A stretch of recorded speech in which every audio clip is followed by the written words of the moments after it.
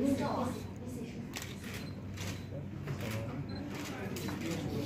们左手掌根，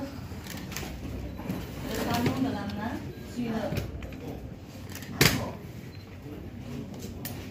右手交叉，用我们髋部的力量。 Essayez de mobiliser la force de la hanche 向上传递， et transmettre la force jusqu'à l'avant.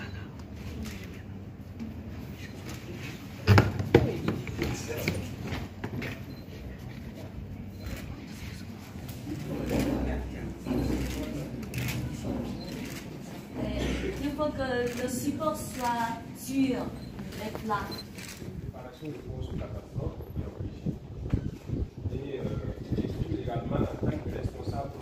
La réanimation cardio-pulmonaire est une technique capitale pour sauver des vies dans des situations d'urgence.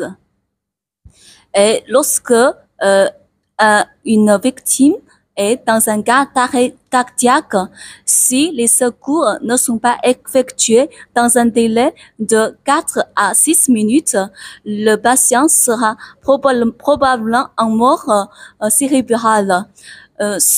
Aujourd'hui, notre formation a pour objectif de sensibiliser le grand public sur l'importance des premiers secours et on va enseigner les gens pour les donner des compétences à prendre en charge les patients en arrêt cardiaque.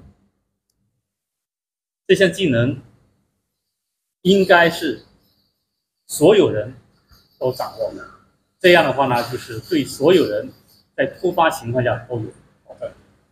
C'est une technique que tout le monde doit maîtriser pour faire face à des situations similaires. L'activité qu'on est en train de mener, c'est une formation dans le domaine des premiers secours, mais spécifiquement sur la réanimation cardio-pulmonaire. Et là, on mène l'activité en partenariat avec la Croix-Rouge chinoise, qui est venue en fait également nous faire cette formation, aussi la réanimation cardio-pulmonaire, avec également la spécificité, c'est avec des appareils, également avec des mannequins, et donc c'est un peu ça la spécificité. Bon, en tout, on a une cinquantaine de volontaires secouristes qui sont là pour bénéficier de la formation. Alors, il faut dire que la Croix-Rouge burkinabé, en matière de premiers secours, quand même, a une certaine très bonne position. Donc, déjà, avec la Croix-Rouge chinoise, c'est de voir, partager en fait les expériences dans le domaine et de voir comment est-ce qu'ils assurent la formation. Et probablement voir quelles sont les pistes donc, de collaboration possibles dans le domaine donc, notamment des premiers secours.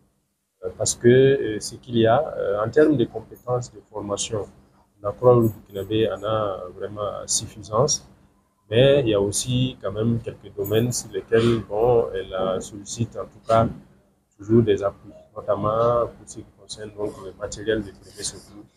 Parce que de plus en plus, nos champs d'action s'élargissent.